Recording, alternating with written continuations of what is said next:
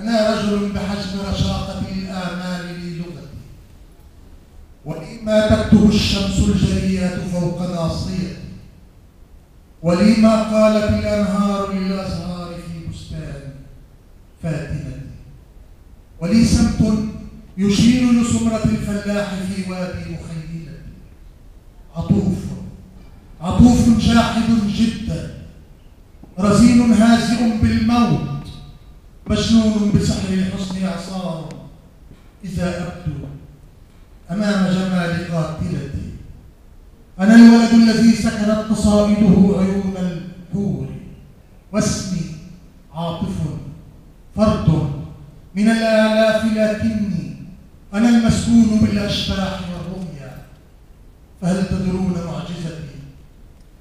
سأخرج من دمي لغة وأنفس عقدة حرة ستصحركم، وتلك عصاي في قلمي الذي يسعى ويبلع ما يخط الوهم، يبعث مرة أخرى حياة في تراب الروح. أخرج من يدي نهرا وأغسل فيه أعينكم، فصلوا خلف أغنيتي.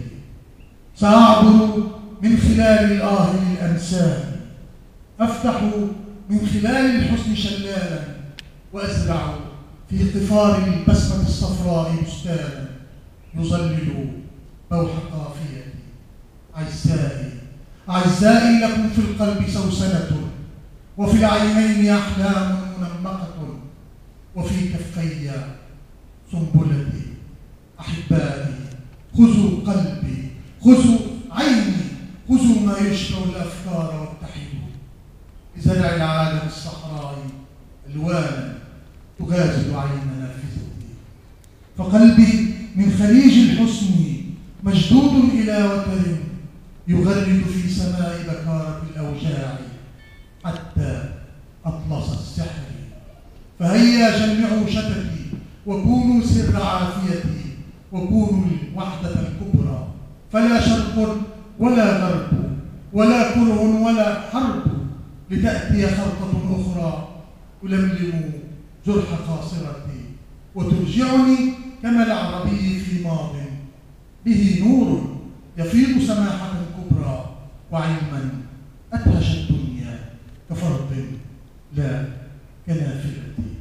أنا العربي محتاج لكل براءة كانت وكل محبة هانت، فكوني أمنا العربية التكوين أشجاري وأزهاري، ولا تخدي كقوم